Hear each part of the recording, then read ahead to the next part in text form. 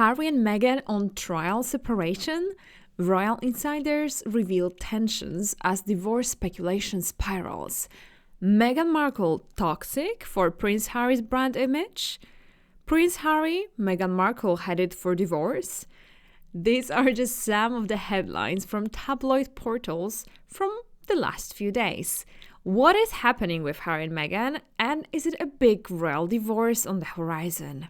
Hi, my name is Anna and welcome to On Royals, where I talk everything royal related. If you haven't yet, please subscribe to my channel in order to support it. Today I'll discuss what has been happening with Harry and Meghan in the past weeks and months, because frankly, quite a lot has happened, and we see a significant change in the couple's actions.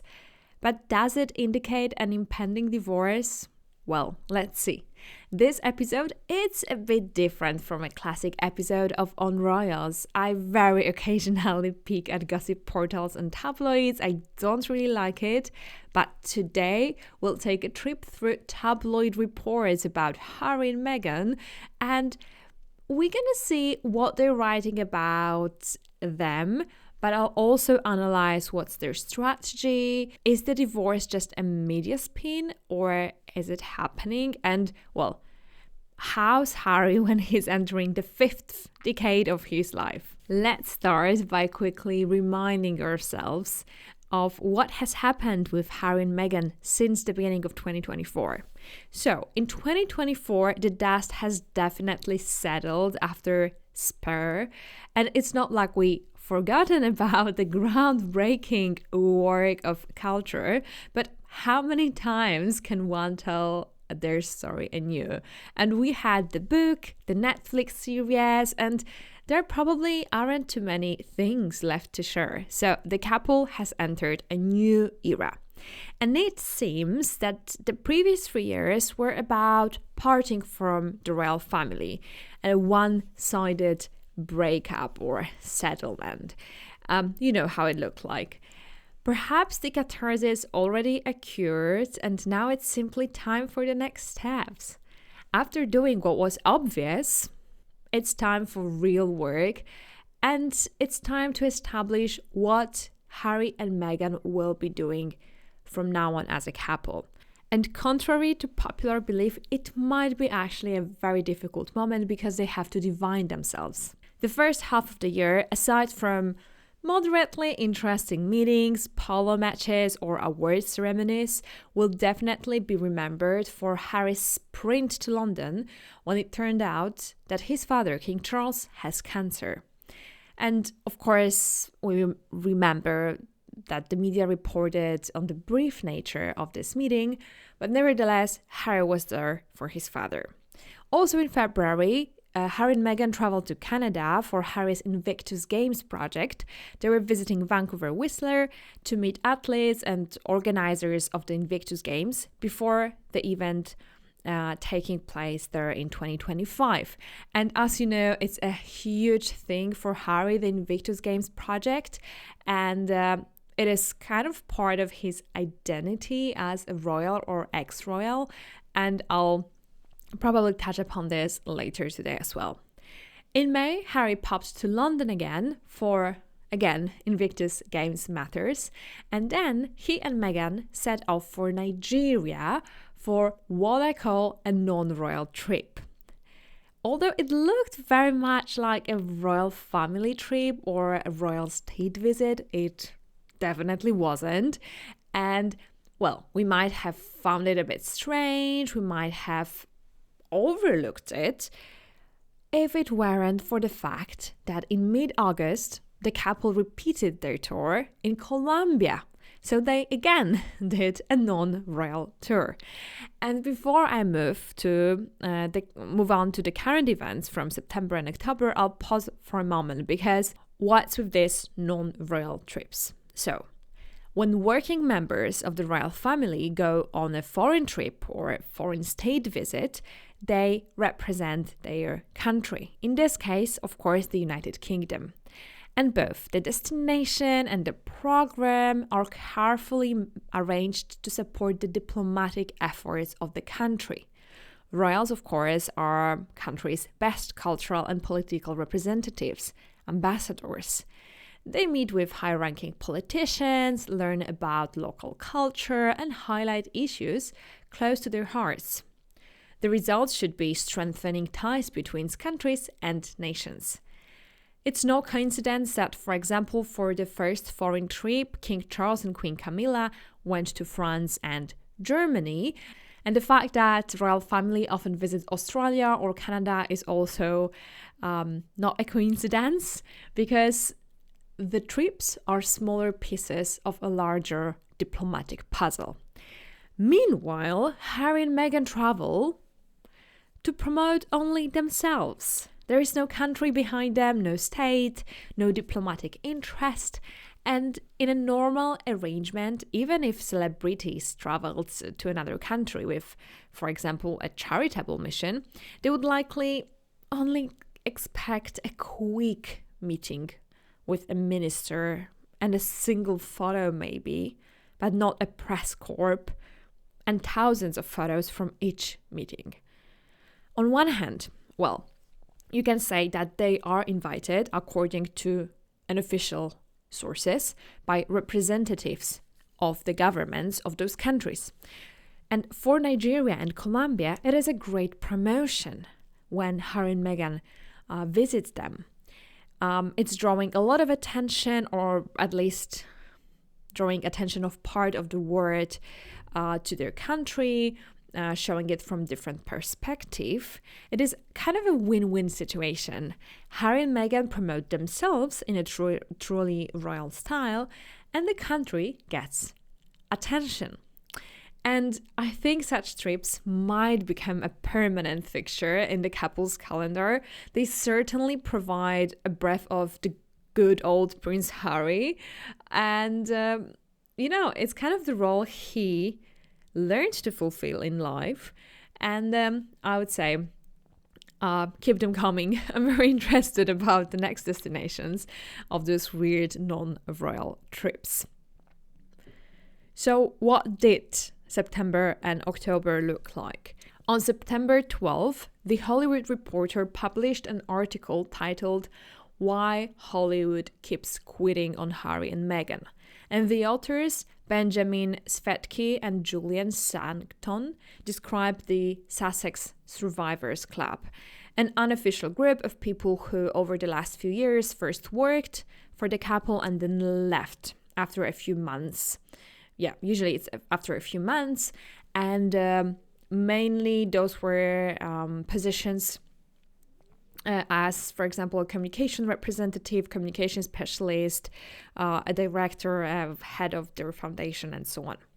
Employees recall Meghan as a particularly terrible person to work with. They describe her as a dictator in heels, barking orders, and there is even a statement that everyone is terrified of Meghan. Harry is described as a really charming person, but he allows Meghan's horrible behavior, so it's not good.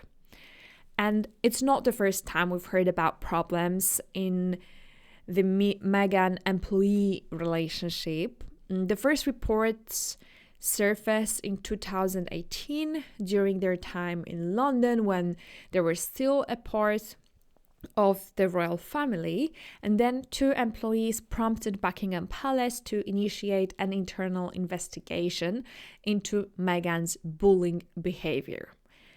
The investigation has ended, but the results were never publicly released. So we don't know actually what was the verdict, what was the truth. Nevertheless, Meghan earned the title Duchess Difficult, and it's kind of stayed with her. And we can see both it from the Buckingham Palace times, the English times, but also now from the Montecito times that it keeps surfacing. But returning to the title of the article, so why Hollywood keeps quitting on Harry and Meghan? We can ask ourselves this question, because after all, a star of Harry's rank should shine the brightest, right? he is an A-list celebrity from the day he was born. He should be friends with influential people in California, maybe Beyoncé, who knows. But he should thank Beyoncé, of course. And he should basically create highly publicized, charitable or business initiatives. He should be a star. I mean, his run is just unbeatable. Meanwhile, it seems that Harry and Meghan, they're somewhere in the C-list celebrity category. And their actions through the Archwell Foundation, for example, despite a great idea, and really, they have some good programs. They're, for example, only promoted in a segment on CBS in a rather boring and unimpactful interview with the two of them. And I've been listening to some Daily Mail podcasts about Harry and Meghan over the last few weeks. And some journalists from the Daily Mail said directly that the rank of the events in which Meghan participates, it's too low for her. She should participate in much higher ranked events. And what she does, it's a bit below her range, let's say. And indeed, maybe Hollywood may not want them, and not just because the circulating rumors about their poor treatment of employees. On September 15th, Harry turned 40, and there were two versions of events of what he did on the day. One was that he went on a mountain trip or on a hiking trip with his friends, leaving Meghan and kids at home, and particularly, of course, tabloids were really, electrified with this because Meghan's absence was highlighted and the story about couple's potential divorce was sensationalized. And the other version is that he spent a day with the family in Montecito. We'll never know, or maybe until the next memoir. We will return to the divorce later. In the meantime, end of September, for Harry, it was a lot about Prince Harry's one-man show. And before Prince Harry headed to New York, as I said, there was this Archwell Foundation initiative launched about supporting parents who have lost their children in relation to social media, a very noble cause. I have to say I was quite moved when I was reading through the stories of the parents. But the launch, I think, was a bit too low profile. It was the one on CBS. But later on, Harry started his world tour. First, a charity concert by Kevin Costner in California, then a series of very high-profile meetings in NYC during the UN General Assembly, such as, for example, dinner with the World Health Organization, where he greeted Queen Mathilde of Belgium. It was a very sweet moment. And at the end of his visit in NYC, he appeared on Jimmy Fallon's show, and they went on a trip to a haunted house together. On September 30th, Harry arrived in London to attend Well Child Charity Awards, which he has been patronizing for 16 years now, and whenever possible, he flies for the annual awards ceremony. The organization supports over 100,000 sick children in the UK. So it's a very noble cause, and Prince Harry is very much connected with the organization. At the beginning of October, he spent time in South Africa focusing on Lesotho, where he traveled in connection with his and Prince Lesotho's organization Santebale. The organization supports young people in Africa. Meanwhile, we saw Meghan only once during this time when he appeared in a red dress at Children's Hospital Gala in Los Angeles. And again, some Daily Mail journalists claim that Meghan didn't stay for the gala itself. She just walked a bit too intensively and for a bit too long down the red carpet. She looked stunning, but nevertheless, it was her only time out. And we have a lot of pictures from this event. So the whole thing, Harry being on a world tour and Meghan staying at home, definitely raised many eyebrows, prompting question about the couple's strategy and state of their relationship. It seems that during his 40th birthday, Harry has returned to the Harry of years past. He engages in initiatives close to his heart, attracting really positive reaction. He does what he did for years in the royal family, and he does it well, and he does it very naturally. Like, everyone loves the old good Prince Harry just doing his job. And if it continues to function well, then, well, good for you, Harry. Go for it. It seems it might be the best idea for Harry to kind of return to his roots. And what's important, he's doing it on his own, without any court backing him, without the palace behind his back. He has much more freedom in his actions than when he was a working member of the royal family, and probably he enjoys it quite a lot. So, well, he has kind of a strategy. Well, around the strategy, it seems like Harry has the clear direction for himself, unlike Meghan. Meghan has been studying in LA, and we haven't seen much of her this year, actually, apart from the 2 non-royal tours.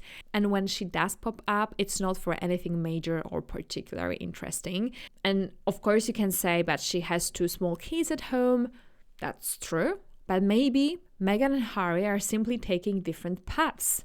The famous separation from the tabloid titles. According to the Daily Express, the success of Harry's solo outing has shown that they might need a new strategy. Wow, an oblivion. They definitely need a new strategy that deals with Netflix and Spotify and you know, maybe the strategy is that they're doing their own things. Harry's back to being Prince Harry that we used to know and love. And Meghan, well, maybe she's going to focus more on business because someone has to earn money in this relationship.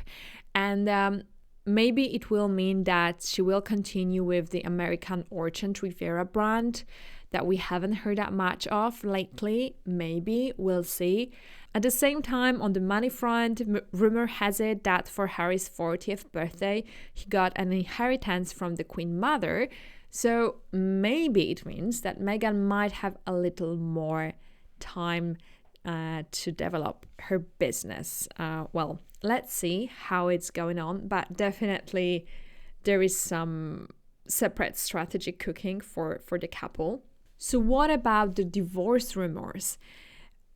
So Rather Online claims the couple is going to keep separate lives. And there's even talk that Harry misses England, his old drinking pals or old friends. I don't remember the exact phrasing. And he hopes to reconnect with the royal family. Rather Online also claims that working on his own, traveling without Meghan, are the first signs of a potential trial separation. Interesting. They said there were also been reports of the couple spending long stretches apart, but friends close to the couple deny this, of course. The friends insist that Harry and Meghan are still a happy couple, though they're taking just, two-pronged approach in their careers. Meghan is apparently exploring Hollywood and other business ventures. Just as I said, it's basically you don't have to read Rather Online. You just have to look closer to what they were doing for the whole year. Well, no matter what the gossip says, the divorce doesn't really make sense for them, at least not right now, financially or otherwise. For Harry, probably it wouldn't matter much in terms of his public persona, but for Meghan, it's a different story, right? Despite her intelligence and other strengths, marrying a prince was her ticket, her elevator to global fame. Without that, she was a C-list actress and a not-so-known influencer, but now she's world famous. So I don't think it would make sense for her to get a divorce. And of course, let's not even talk about children, the custody issues, and ensuring their emotional security, because this is out of the question, of course. For them, probably it's the best to have a full family. But, well, even for Meghan as Meghan, it doesn't really make sense to be divorced. The last question of the day, could Harry even return to the royal family? Honestly, based on everything that happened in recent years, no. And it's hard to see happening. I can imagine one scenario though, but it would be really extraordinary, so it's more like a science fiction. I would say, let's say that King Charles passes away, William becomes king, and his kids are still too young to take on royal duties. There is no one else to help with the work. At the same time, a tragedy strikes in Harry's life and he's left alone with his kids. In that case, Harry could potentially return to London and, with his tail between his legs, assist his brother. But honestly, that feels like a science fiction. Realistically, I don't think there's a chance of him going back. And right now, it looks like Harry is happy being a sort of freelance prince without the palace. And it seems to work perfectly fine for him. Okay, thanks so much for listening to this episode. Let me know in the comments, what do you think about the whole divorce rumor? Will they divorce? Is it okay for them to divorce? Does it make sense for them to divorce? And what do you think about their new strategy? And don't forget to hit that subscribe button to follow me along on this royal journey. Thank you so much, and bye-bye.